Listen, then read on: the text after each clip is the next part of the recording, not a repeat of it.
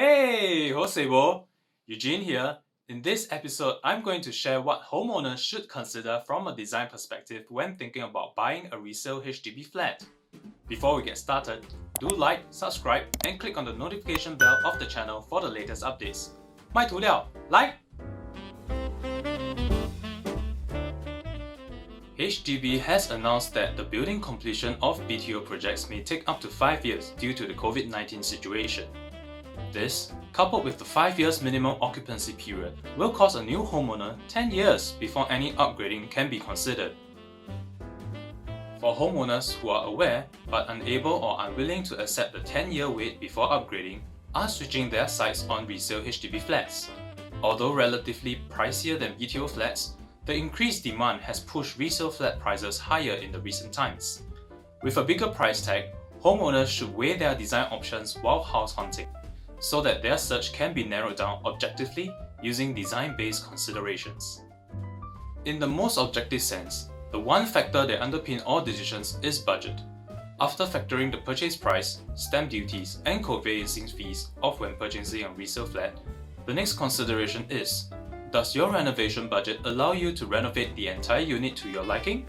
Or are you looking at a more affordable partial refurbishment of the existing space? If you plan to renovate the entire unit, then you can refer to my previous videos starting with how to find the right person for the job.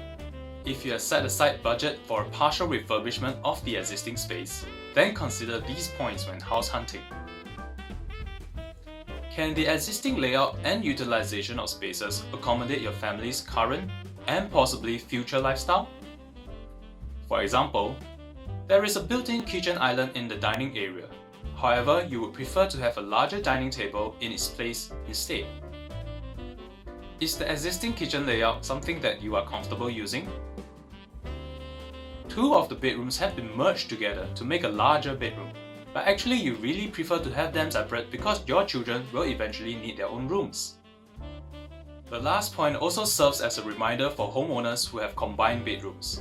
While you have private enjoyment of a larger bedroom, the layout may not be able to attract buyers who require the original number of rooms if you are planning to sell in the future. Another consideration regarding space usage would be: does the existing layout offer adequate storage solutions? If it doesn't, are you able to spot any potential areas where you can increase storage? Adequate storage is one of the most common concerns in a residence. It's not a deal breaker if you are unable to spot potential areas to improve storage capacity. If there are some effective storage solutions in the existing design, you can always convey to your ID that you need more storage. If there are positive responses to the above considerations, and are looking at refurbishing in the most minimal but effective manner, then take a look at this list. Repaint the entire house. Repaint or replace metal gate. Resurface doors. Replace handles and lock sets. Carpentry. Replace door panels, hinges, and runners. Replace electrical switches. Overlay flooring with vinyl planks. Replace sanitary fittings. Repair or replace windows and grills. Overlay existing floor and wall tiles. Regrout and polish existing tiles. Replace or resurface existing countertops. This list is by no means exhaustive, but provides some effective touch-up works to spruce up a resale flat in a relatively good condition. Each HDB resale flat's condition is also unique due to layout, design, and lifestyle habits of the existing homeowner. My list can serve as a good reference or starting point, but it really depends on the flat's condition and buyer's expectation. The most ideal situation when hunting for a HDB resale flat is that the buyer is so pleased with the existing conditions of the unit that all it needs is some painting, handyman work, and professional cleaning to be ready to move in. However, reality is often less than ideal.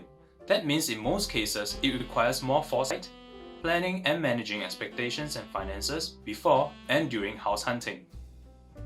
The list I've just shared can also be applied to resale private condominium buyers who are not keen on a full renovation of the unit that they are planning to buy.